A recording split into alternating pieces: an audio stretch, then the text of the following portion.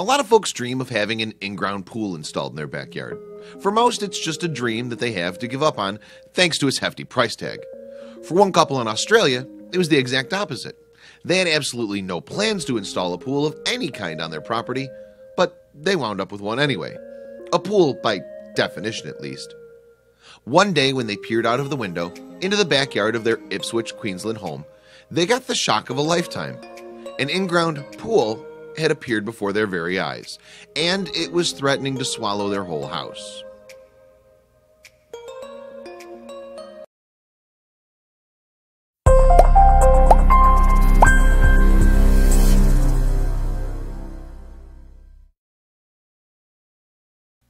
Lynn and Ray McKay lived a pretty peaceful life in a Queensland, Australia suburb called Basin Pocket. Nothing too out of the ordinary happened. Well, usually. That's why they were shocked when they looked outside their window and discovered something no one would want to see. There, right in front of them, was an absolutely massive sinkhole. It appeared overnight. Unsure of what to do, the McKays immediately contacted the local authorities, who sent a team of experts. But even those seasoned professionals couldn't believe what they were seeing. Before long, the government was involved in trying to figure out what exactly could have caused this giant sinkhole. They had to act fast because the sinkhole's sudden presence wasn't the only issue at hand. You see, the sinkhole wasn't just enormous, but it was growing. If they left it alone, it would eat up the McKays' backyard and their entire house. Thankfully, officials soon made a discovery that would begin to explain the mystery of this giant hole.